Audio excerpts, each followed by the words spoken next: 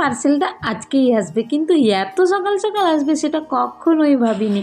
সকালবেলা এখন বাজে 8টা কি 8:30টার মতো, আর ডেলিভারি বয় ফোন করে বলল যে আপনার পার্সেল এসেছে। শুনে তো আমি অবাক হয়ে গেলাম যে এত সকালবেলা পার্সেল, কারণ এর আগে কোনো দিনও আসেনি। তাই তো সকাল সকালে যে পার্সেল নিতে চলে এসেছি আমি আর বোন। তো বাই দ্য আমার মিষ্টি বন্ধুরা, তোমরা সবাই কেমন আছো? আই হোপ তোমরা সবাই ভালো রয়েছো, আর যে যেখান থেকেই ভিডিওটা দেখো না কেন আমি চাই সবাই যেন সুস্থ থাকো।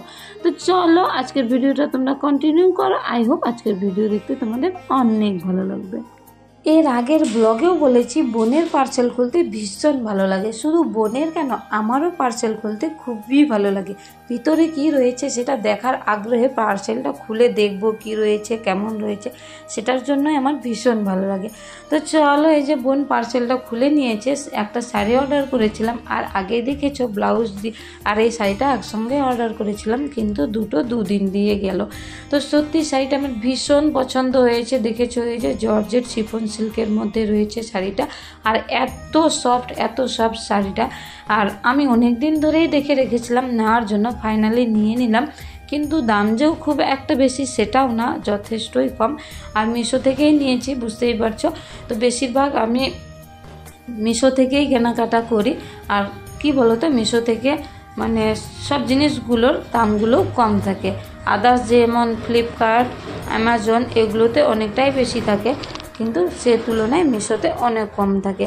তো সোজা এখন চলে এসেছি দুপুরবেলা। এই যে দেখেছো আমি মেয়েকে ভাত খাইয়ে দিচ্ছিলাম, তার সঙ্গে আমিও খেয়ে নিচ্ছিলাম। আর এদিকে ভাগ্নি আম মাখিয়েছে।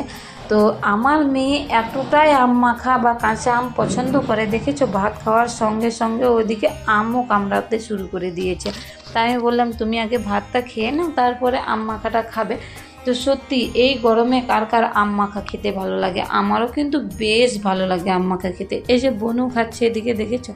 তো ওরা তো বেশ খেয়ে নিয়েছিল, কিন্তু আমি যখনই খেতে গিয়েছি আমি বলছি ভালোই তো টক আছে, তোমরা বলছো খুব টেস্টি লাগছে। আমি কিন্তু অতটা টক খেতে পারি না, কিন্তু আমার ভালো লাগে। এই তাড়াতাড়ি খাও, বাটিটা আমি চাটবো।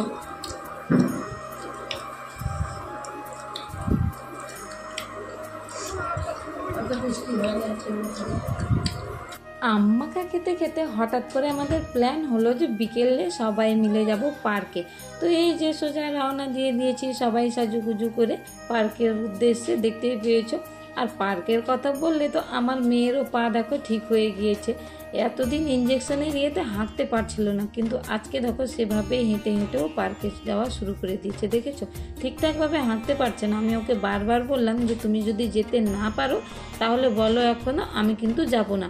ও বলছে না তুমি চলো, আমি হেঁটে হেঁটেই পার্কে যাব। তো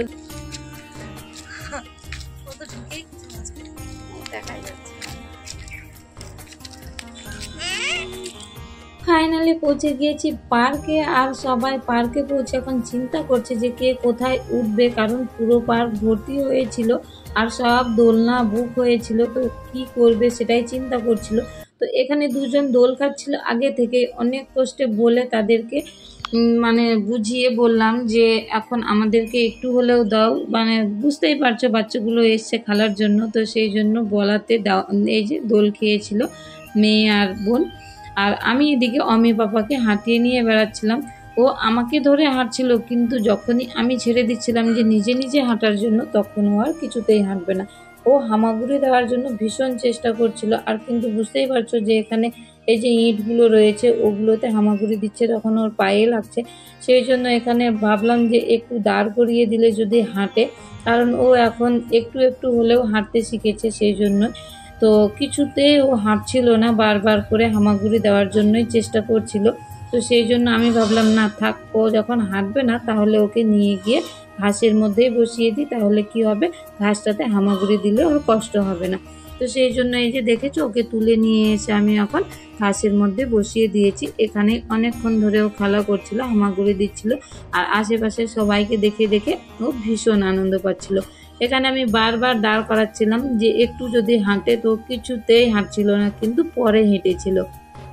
বাড়িতে থাকলে কিন্তু ও নিজে নিজেই দাঁড়িয়ে দাঁড়িয়ে একা একাই হাঁটতে থাকে, কিন্তু এখানে যে কি হয়েছে কিছুতেই হাঁটতে যাচ্ছিল না। আর এদিকে বোনের কীর্তি দেখেছো, দোলনার উপরে দাঁড়িয়ে আর দোল খাচ্ছে। পরে ভাবছে যে কি করে নামবো।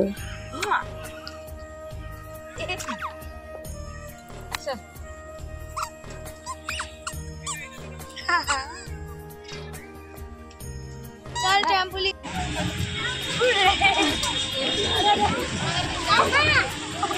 खपकाई के गिरते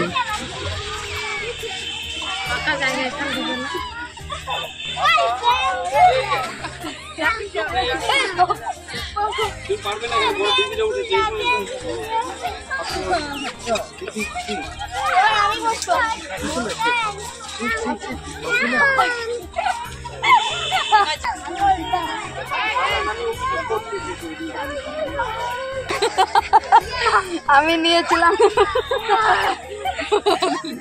সুরজিতা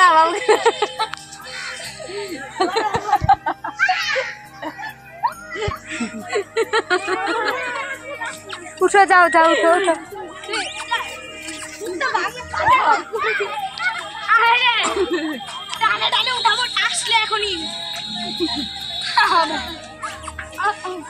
আসবি কি বদমা বাড়ি যাবো না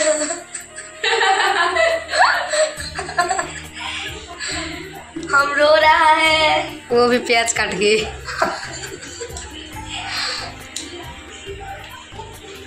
प्याज काट के हम रो रहा है।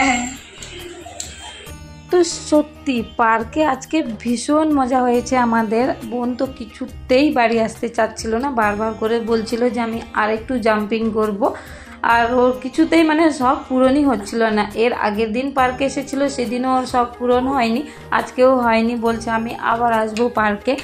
পার্ক থেকে এসেই বিরিয়ানি রান্না করার জন্য বোনরা পেঁয়াজ কাটছিল, আর পেঁয়াজ কাটতে গিয়ে যে এই যে বললাম আমাদের পেঁয়াজগুলো এত ঝাঁস যে চোখ দিয়ে জল বের হয়ে গিয়েছে। আরও প্রথম থেকে আসার পর থেকেই শুধু বলছে যে আমি বাড়ি যাব না, আরও কয়েকদিন থাকবো। আর যেহেতু কালকে মামা নিয়ে যাওয়ার জন্য আসতে চেয়েছে, সেই জন্য ও চোখে জল বার হওয়ার পরে ওভাবে করেই কান্না করছিল যে আমি বাড়ি যাব না, মা তুমি বলো যেন আমাকে বাবা নিতে না আসে কালকে, তুমি এখনই ফোন করো। আর আমাদের ভীষণ হাসি পাচ্ছিল, ভীষণ, সেই জন্য ওটা তোমাদের সামনে দেখিয়ে নিয়ে মানে ভিডিও করে দেখালাম যে কেমনভাবে কান্না করছিল। শেষমেশ আমি যখন বলিনি তখন সে নিজেই বলেছে যে বাবা তুমি আমাকে কালকে নিতে আসবে না, আমি কিন্তু যাব না, আমি আরও 2-3 দিন থাকবো। কিন্তু বুঝতেই পারছো যে পড়াশোনা নষ্ট হচ্ছে, স্কুল বন্ধ আছে ঠিকই, কিন্তু আর্টের ক্লাস রয়েছে, তারপরে গানের ক্লাস রয়েছে, সেগুলো মিস যাবে। আর্টেরটা তো মিস চলেই গিয়েছে, কিন্তু গানের ক্লাস রয়েছে সেটাও মিস চলে যাবে, সেই জন্যই। তো ফাইনালি এই যে আমাদের বিরিয়ানি রান্না হয়েই যাচ্ছে এখন। আর ও মটন খেতে চায় না, চিকেনটাই জাস্ট একটু খায়। তো এমনি মাংস রান্না করলে তাও খেতে চায় না, তো বললো যে বিরিয়ানি করলে খাবো। তো তাই ভাবলাম বিরিয়ানি করে দিই, কারণ এর আগের দিনও বলেছিল করার জন্য, তো সেদিন একটা কোনো কারণে করা হয়নি, সেই জন্য আজকেই করে দিচ্ছি। তো জানি না কেমন হবে না হবে। এর আগের দিন ভাস্তার জন্য যেটা করেছিলাম সেটা অতটা ভালো হয়নি, কারণ বুঝতেই পারছো ভাস্তা যেহেতু মানে ছোট, আর ওদের হোস্টেলে মশলা একটু কম দিয়েই রান্না হয়, সেই জন্য মশলাপাতি ওভাবে দেওয়াও হয়নি। তো ওই দিনের বিরিয়ানিটা ততটা ভালো হয়নি। তার মধ্যে আবার ভাসুরদেরও তাড়া ছিল তাড়াতাড়ি করে যাওয়ার জন্য, সেই জন্য ভাপটাও ফুল দেওয়া ছিল না, সেই জন্য অতটা টেস্টও হয়নি। কিন্তু আজকেরটা দেখেছো কীভাবে ভাপ বের হয়েছে, আর এত সুন্দর গন্ধ বার হচ্ছিল, গন্ধ পেয়ে খাওয়ার ইচ্ছে করছিল। তো ভাগ্নিকে বললাম যেহেতু আর কিছু করিনি, কালকে মঙ্গলবার পড়ে যাবে, সেই জন্য আর বেশি করে মাংসও নিইনি, আর যেহেতু খেতেও চায় না, তো সেই জন্য কম করেই রান্না করেছিলাম। তো সেই জন্য আর এক্সট্রা কিছু রান্না করিনি, জাস্ট বিরিয়ানিতে যে মাংস দিয়েছি সেটাই। তাই ভাবলাম একটু স্যালাড কেটে নিয়ে স্যালাড দিয়ে আর বিরিয়ানি খাবো।